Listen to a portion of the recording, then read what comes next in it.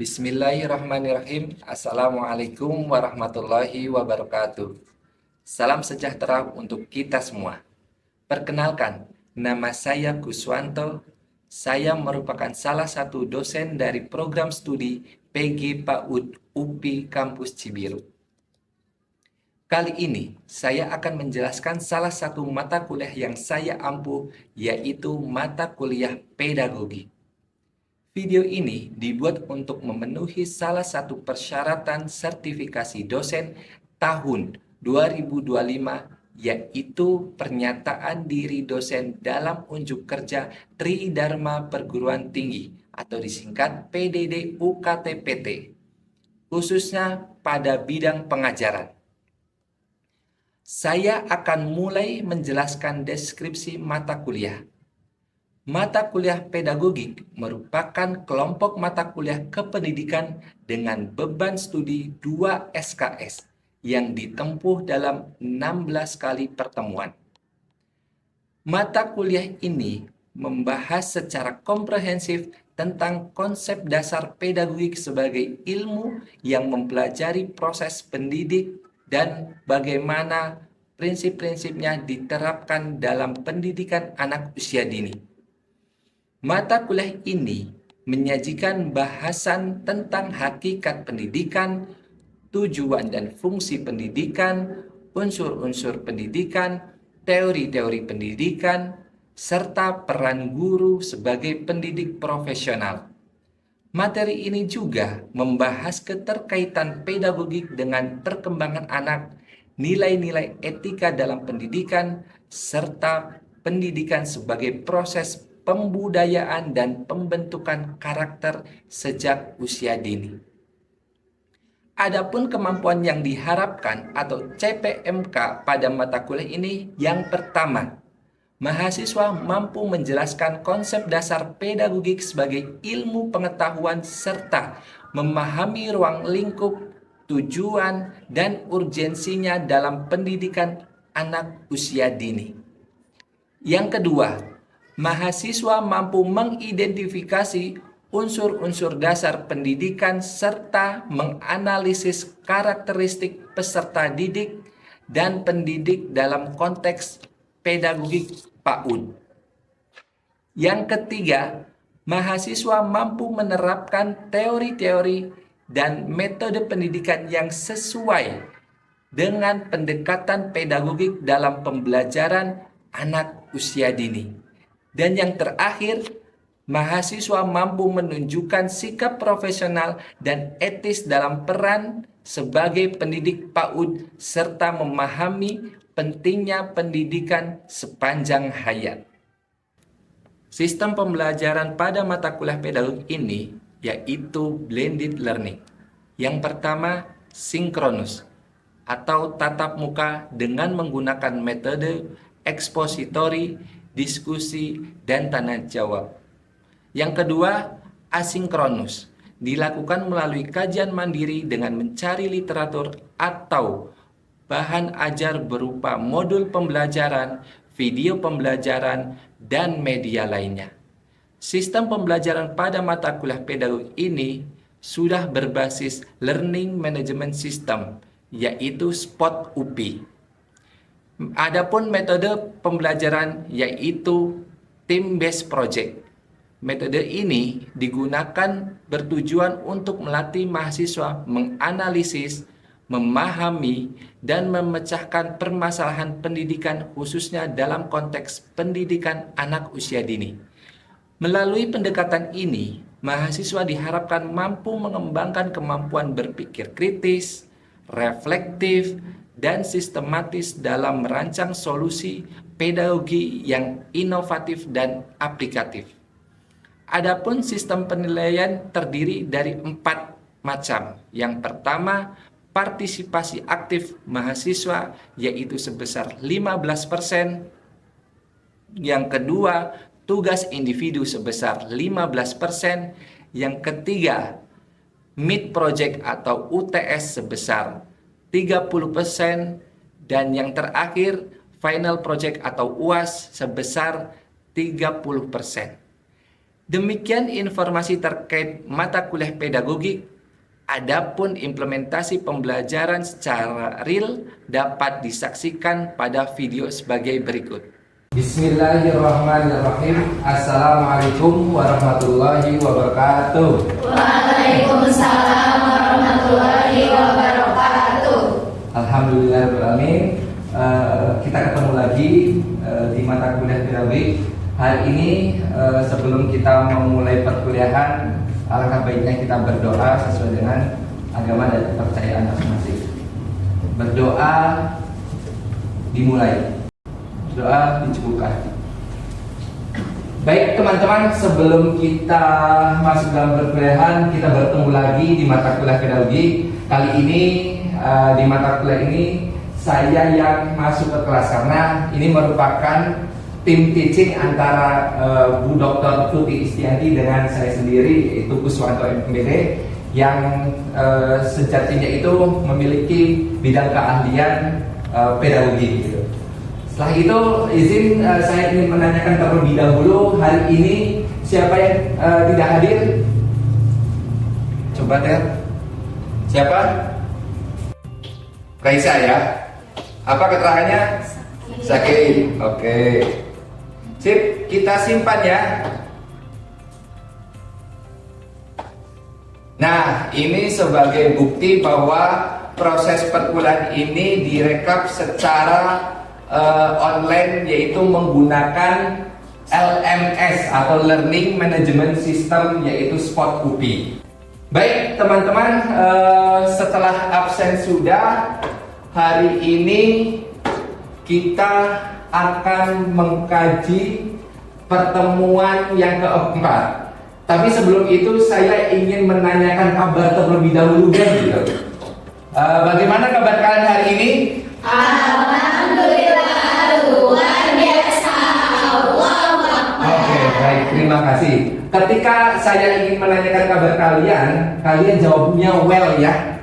Oke, itu juga bagus, itu cenderung religius dan edukatif bagus lah. Tapi saya pengen ketika kalian ditanya kabar oleh saya, kalian itu jawabannya apa? Oke. Iya boleh, mau sambil diri, mau ekspresif. Yang penting kalian itu datang ke sini dengan kegembiraan atau kebahagiaan. Oke, bagaimana kabar kalian hari ini? Biasa, bagaimana kabar kalian hari ini? Bagaimana kabar kalian hari ini? Oke, terima kasih semua. Nah gitu, saya ingin melihat semangat dulu dari kalian. Kalau misalkan kalian datang ke sini, kan gitu, itu kan cenderung membawa beban, ya beban kehidupan yang sangat berat. Tapi oke, tip.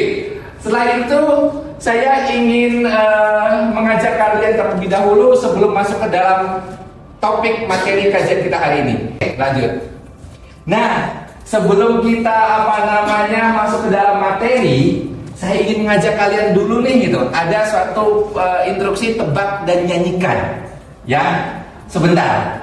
Aturannya ketika saya menunjuk nomor 1, kalian cung tangan dan kemudian nyanyikan semua sepenggal nyanyiannya. Bisa dipahami? Oke, tebak dan nyanyikan. Yang pertama siapa yang bisa? Apa Neng? Naik kereta api. Oke, betul tidak? Betul. Tepuk tangan. Nyanyikan coba. Sepenggal kata aja, ada sepenggal nyanyinya aja. Naik kereta api. Tut tut tut. Oke, sip. Tepuk tangan. Nomor 2 siapa yang bisa? Tidak akan semua, saya cuma hanya 2 atau 3. Siapa yang bisa? Siapa lagi? Mata saya. Oke, tepuk tangan betul ya. Iya, ini 2 mata saya, hidung saya 1. Hari ini kita akan mengkaji tentang pedagogik bermain untuk anak usia dini. Sebuah pendekatan pembelajaran untuk anak usia dini. Nah, oke. Kita akan mempelajari terkait dari pedagogik bermain untuk anak usia dini. Kenapa sih kita perlu mengkaji materi ini? Kira-kira ada yang tahu? Ayo, tadi kalian ketika tebak-tebakan itu kalian bagaimana perasaannya? Senang ya gitu. Ternyata bagaimana manusia itu butuh apa? Kesenangan. butuh hiburan, butuh kesenangan dengan cara bermain. Iya kan gitu. Jadi harapannya apa? Enggak masalah kecil, tua, dewasa atau udah manula. Saya pikir bermain itu menjadi suatu hal yang menyenangkan untuk manusia. Sehingga dari tujuan mata kuliah ini harapannya mahasiswa mampu mengerjakan atau menjelaskan hakikat pedagogik bermain untuk anak usia dini. Yang kedua, mahasiswa mampu menganalisis karakteristik permainan untuk anak usia dini. Dan yang terakhir, mahasiswa mampu mengidentifikasi permainan yang sesuai untuk aspek perkembangan anak usia dini. Sejatinya, teman-teman ada di sini adalah calon seorang pendidik PAUD yang mengerti suatu ilmu atau secara psikologis, secara mendidik itu bagaimana untuk melakukan pendekatan kepada peserta didik. Makanya pedagogik itu perlu. Ya, di sini pedagogik bermain merupakan bagian yang tidak dapat dipisahkan dari kehidupan manusia. Karena sejak usia dini hingga dewasa manusia senantiasa berinteraksi dengan lingkungan dan sesamanya melalui berbagai bentuk permainan. Kita contohkan saja deh tadi gitu. Saya menawarkan kalian untuk tebak-tebakan. Perasaan kalian seperti apa? Senang ya gitu. Nah, itu untuk apa sih? Tujuannya kalian supaya tidak bosan gitu. Ya materi lagi ya gitu. Ya tugas lagi. Pulang di rumah harus mengerjakan artikel dan tugas yang lainnya kan gitu ya.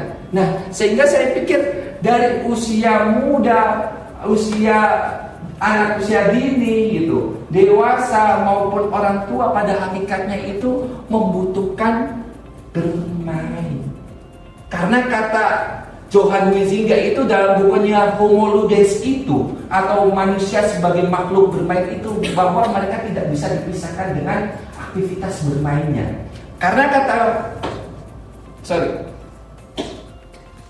Johann Huizinga itu apa? Bermain adalah salah satu aktivitas fundamental manusia untuk membentuk kebudayaannya. Jangan salah. Jangan pikir terkait dari bermain itu hanya aktivitas yang menyenangkan gitu. Aktivitas yang sifatnya itu mengeluarkan emosi secara fisik, secara komunikasi. Ya, saya pikir tidak seperti itu. Tapi dari bermain itu ternyata kita akan membentuk kebudayaan kita. Contohnya tadi ketika kita bermain game nih gitu ya. Ya. Serang misalkan kan gitu ya. Kita sampai kata-kata yang sifatnya itu binatang itu keluar semua ya gitu. Ya bejir misalkan kan gitu. Kata-kata dari mana kan gitu. Salah satunya itu kan dari sini. Ya kan gitu. Ya kata-kata yang guys gitu ya, bestie dari mana itu? Padahal nyapa yang baik adalah menyebutkan dengan namanya kan gitu. Ya. Oke, itu ternyata kata Johann Huizinga itu bermain itu bukan sebatas permainan yang sifatnya itu mengeluarkan emosi yang sifatnya kepada fisikly saja gitu, tapi merupakan upaya untuk membentuk kebudayaan dari manusia. Oke, orientasi pedagogi bermain. Saya pikir seorang pendidik PAUD itu membutuhkan pemahaman atau kesadaran secara komprehensif terkait dari pedagogi bermain ini. Karena secara pengertian atau tujuan dari pedagogi bermain ini yaitu bertujuan untuk mempersiapkan calon guru pendidik anak usia dini atau PAUD yang memahami filosofi pendidikan dan mampu memenuhi kebutuhan perkembangan secara holistik. Kita ingin memberikan fasilitas pada anak didik kita itu dapat mengembangkan potensi ya itu atau perkembangannya secara holistik. Jadi ketika kalian menjadi seorang pendidik itu bukan mengajak mereka untuk mengerjakan tugas ya, tapi unsur dasar kebutuhan anak usia dini itu apa gitu?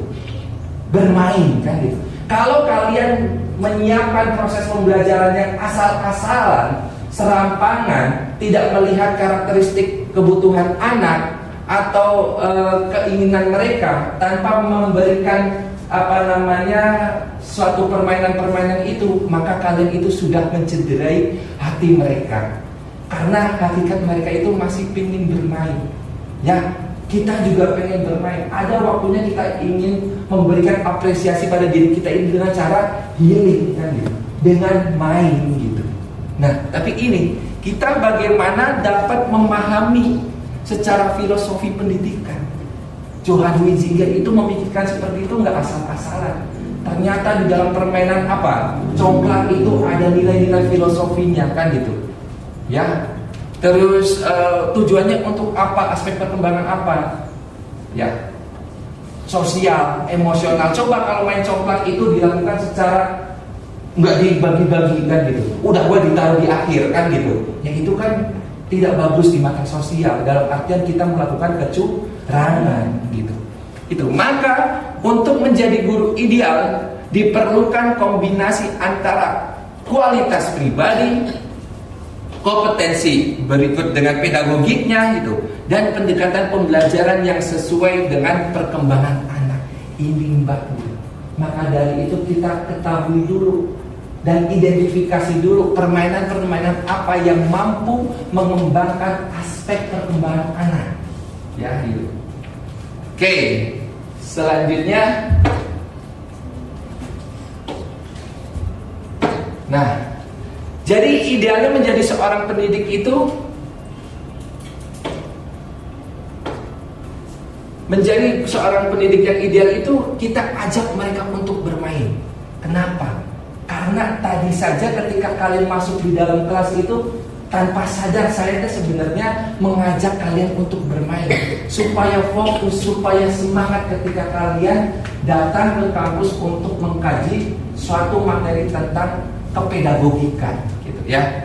Ajaklah mereka untuk bermain tanpa sadar. Kita kapan menggunakan pendekatan secara mendirect langsung kan gitu, atau kita mengguidingnya gitu ya, atau istilahnya itu membimbingnya gitu, dan kapan kita memberikan kebebasan untuk mereka.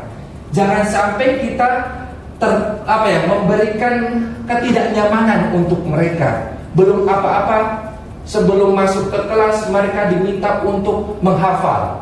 Dengan contohnya seperti apa? 1 tambah 1 sama dengan 2, 2 tambah 2 sama dengan 4. Apakah seperti itu? Ya gitu. Bagaimana perasaan secara psikologis anak gitu? Oke, secara pembiasaan kita akui bagus, tapi secara kemandirian mereka untuk memilih permainan yang sesuai dengan kehendak hati mereka itu kapan? Nah inilah gitu. Kita berikan dan kita ajak ya gitu mereka untuk bermain terlebih dahulu. Ya. Yang kedua, kita ajarkan dan kita bimbing mereka dengan hati. Ya. Karena bagaimanapun seorang peserta didik itu membutuhkan perhatian seorang pendidiknya gitu. Ya, tidak pilih kasih gitu ya. Tidak seenaknya saja gitu. Tidak menghukum tanpa ada sebabnya gitu. Ya ini kita ajak mereka supaya mereka datang ke sekolah itu asik. Saya ketemu dengan Ibu Dian gitu ya. Asik saya ketemu dengan Ibu Isti. Bukan nanti itu ketika anak diminta sekolah oleh orang tuanya, ya ketemu sama Pak Kuswanto lagi, ya ketemu sama Pak Suryadi lagi gitu ya. Jadi kesan itu yang ingin kita sampaikan kepada anak-anak, bahwa sekolah itu adalah sesuatu wahana yang ditunggu-tunggu oleh anak-anak usia dini, khususnya peserta didik kita gitu. Ya, jadi ciptakanlah gitu terkait dari situasi yang menunjukkan bahwa kita itu ingin bermain bersama, kita ingin belajar bersama gitu, tanpa adanya mendikte atau menyuruh secara latihan, secara paksa untuk mereka, karena itu akan menyebabkan proses dehumanisasi atau tidak memanusiakan manusia. Ya contohnya, coba kalian kerjakan nomor 1 ya gitu, kerjakan nomor 2, kerjakan nomor 3. Bapak mau ke kantor dulu, ambil kopi. Nah itu, kapan sisi kemanusiaan itu dibentuk? Kapan kita sentuh mereka secara psikis mereka, gitu, secara psikologi mereka, gitu. Bagaimana perasaan hati mereka? Nah itu bagi saya. Yang terakhir, kita ajarkan mereka untuk membentuk karakter. Karena ujung-ujungnya dari proses pembelajaran itu harapannya bisa membentuk karakter anak usia dini. Ya gitu. Bukan hanya sebatas penyelesaian di akhir pembelajaran, akhir semester yang nantinya itu secara administratif ingin disampaikan kepada orang tua tapi tidak sesuai dengan kenyataan anak-anaknya. Nah ini Mbak, karena value apa sih yang dapat kita tanamkan pada anak-anak didik kita? Ya gitu. Di dalam proses pembelajaran inilah yang harus kita sisipkan. Jangan sampai mereka itu seakan-akan belajar hanya sebatas formalitas atau hanya sebatas datang, absen untuk kehadiran kan gitu ya. Kemudian ngumpulin tugas udah selesai tanpa ada makna dari proses belajar yang kalian dapatkan itu. Nah, ketiga inilah gitu. Proses inilah yang diharapkan dari proses perkuliahan ini dapat membuka cakrawala berpikir kalian bahwa menjadi seorang pendidik itu oh iya, yuk kita mempersiapkan diri menjadi sesosok atau seorang guru yang ditunggu-tunggu untuk peserta didiknya. Ya. Saya sudah membuatkan terkait dari lembar aktivitas kelompoknya, di mana setelah kalian sudah membuat kelompoknya, saya minta setiap kelompok itu dapat mengerjakan soal-soal dari yang sudah saya tampilkan ini, yaitu ada 4 soal.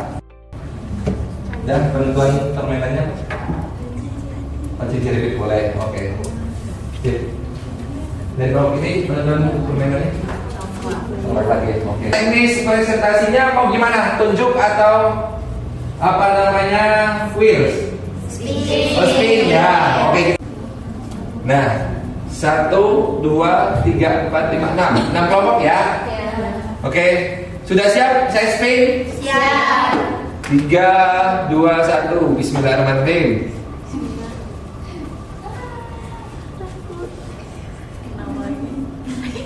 Dua. Silakan. Siap kelompok 2. Oh, sorry, kelompok 6. Oh ya, sorry ya. Sip, kelompok 6. Siap kelompok 6? Silakan kepada kelompok 6 bisa langsung disampaikan hasil diskusinya. Assalamualaikum warahmatullahi wabarakatuh. Waalaikumsalam warahmatullahi wabarakatuh. Kami dari kelompok 6 akan menyampaikan hasil diskusi tadi. Langsung saja, silakan, boleh. Yang pertama itu adalah permainan yang sudah kelompok kami rancang, itu adalah ular naga. Permainan ini termasuk ke jenis permainan kolaboratif karena melibatkan seorang pendidik. Selanjutnya tata cara bermain ular naga sendiri yaitu nanti anak akan berbaris seperti ular. Lalu nanti ada 2 orang yang akan menjadi gerbang atau yang akan menjadi terowongan. Nah setelah itu nanti anak akan mulai berjalan dan juga menyanyikan lagu ular tangga. Nah ketika lagu ular tangga selesai dinyanyikan, nanti anak yang di bawah terowongan atau di bawah gerbang akan tertangkap. Kemudian nanti akan diberikan challenge atau tantangan. Oke, siap. Itu poin kedua. Yang ketiga selanjutnya? Yang ketiga itu ada manfaat permainan dari ular naga ini. Yang pertama adalah melatih motorik kasar. Yang kedua itu meningkatkan kerjasama, rasa percaya diri, dan interaksi sosial. Yang ketiga menambah kosakata dan melatih pengucapan lewat lagu karena nanti kita akan bernyanyi bersama. Yang keempat adalah mengajarkan kerjasama, disiplin, dan bertanggung jawab. Oke, saya berikan kesempatan untuk kelompok 6 ini untuk mensimulasikan ya, karena saya harapannya itu bukan hanya sebatas konsep doang gitu, tapi coba langsung prakteknya kayak gimana untuk bermain ular naga ini ya. Oke, siap? Ya boleh teman-teman dari kelompok lain untuk maju ke depan. Boleh, silakan. Panjangnya bukan kepala, berjalan-jalan selalu kian kemari. Bukan yang lezat, itulah yang dicari. Ini dianya yang terbelakang. ingin memberikan masukan? Nggak apa-apa langsung, Neng. Boleh. Silakan pakai itunya, oke. Dari kelompok berapa? 5 ya? Iya, dari Oke, kelompok. silakan. Dari kelompok kami izin bertanya ya, kalau misalnya ada anak yang takut itu untuk main ular tangga karena banyakan gitu, Iya. karena kan suka ada kerusuhan gitu ya Betul. Pak. Jadinya bagaimana sih menurut kelompok 6 itu, bagaimana cara agar anak itu mau untuk bermain ular Ular naga? naga. Sorry, oke. Ular naganya. Bisa dipahami? Bisa. Silakan, langsung jawab. Ya, izin menjawab. Jadi anak gurunya itu meminta anak yang takut yang tadi, Ya. yang takut untuk melihat dulu gitu permainannya itu seperti apa. Terus juga kalau misalkan nanti ada kerusuhan, nanti ada guru pendamping yang lain untuk untuk membantu mengkondisikan. Betul, gitu. oke. Sudah terjawab? Oke, siap. Terima kasih dari kelompok 6. Oke, dari kelompok lain ada yang menyanggah atau ingin mengkritisi atau menyampaikan pendapatnya? Silakan kelompok 1 ya? Ya, kelompok 1 silakan. Bentar. Oke. Silakan. Bismillahirrahmanirrahim. Mungkin saya perwakilan dari kelompok 1 izin berkomentar Ya. atau memberikan tanggapan terkait tadi implementasi permainan ular naga gitu ya. Secara keseluruhan itu sudah bagus gitu ya, dan juga sudah mengimplementasikan apa yang tadi disampaikan, mulai dari apa sih yang dikembangkan tadi kayak bahasanya dan lain-lain sebagainya tadi sudah cukup mencakup semuanya gitu. Cuman ada beberapa hal yang perlu diperhatikan gitu ya. Mungkin dengan penggunaan adanya lagu-lagu seperti ini bisa lebih mencairkan suasana dan juga bisa lebih membangun antusias anak-anak. Cuman memang harus diperhatikan juga ritmenya, karena tadi itu kita harus buru-buru gitu ya. Anak-anak itu kayak menyesuaikan dengan ritme lagu-lagunya. Nah, mungkin sarannya adalah lebih baik kita bisa nyanyi aja secara mandiri gitu ya, yang dipandu oleh guru-gurunya, dan juga supaya anak-anak lebih enjoy, lebih lebih merasakan permainan itu. Jadi anak-anak juga bisa langsung lantang berbicara atau langsung bernyanyi gitu kan. Kalau misalnya ada lagunya, anak-anak bisa aja diam, bisa aja lip sync gitu ya. Oke. Nah, mungkin dari saya sekian, terima kasih. Oke, tepuk tangan untuk kelompok 1. Dari setiap kelompok untuk kelompok 6 cukup ya. Itu ternyata saya izin ya gitu mengomentari juga dari multi perspektif teman-teman menyampaikan gitu untuk saran atau masukannya. Ada dari perspektif psikologisnya, bagaimana kalau misalnya anak yang tantrum kan gitu ketika tertangkap dan kemudian mendapatkan tantangan kan gitu, kita harus seperti apa.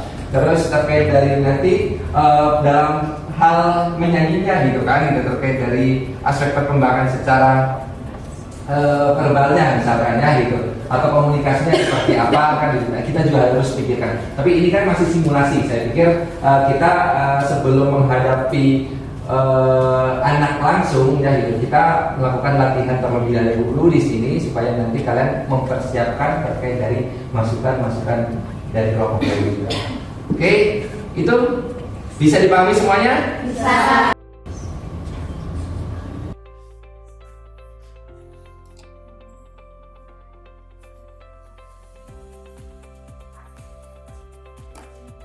Jadi ya inilah harapan saya, kalian bisa memahami secara teoritis konsep sampai ke implementasi terkait dari pendidikan anak usia dini itu idealnya digunakan pedagogi bermain. Dan kalian dapat mengidentifikasi permainan apa yang bisa diterapkan kepada anak-anak tersebut atau anak-anak usia dini. Itu saja. Bisa dipahami sampai di sini? Bisa. Selanjutnya itu kalian setelah kalian diskusi dengan kelompok, kalian melakukan simulasi, kalian melakukan presentasi, selanjutnya nanti kalian itu membuat video untuk permainan tersebut gitu. Jadi itu menjadi satu kesatuan, itu menjadi terakhir proyek akhirnya itu adalah membuat video. Baik, mungkin itu yang dapat saya sampaikan. Saya tutup pertemuan ini dengan sumpah pantun sendirian tanpa kekasih. Cukup sekian dan Terima kasih. wabillahi taufik wal hidayah. Wassalamualaikum warahmatullahi wabarakatuh.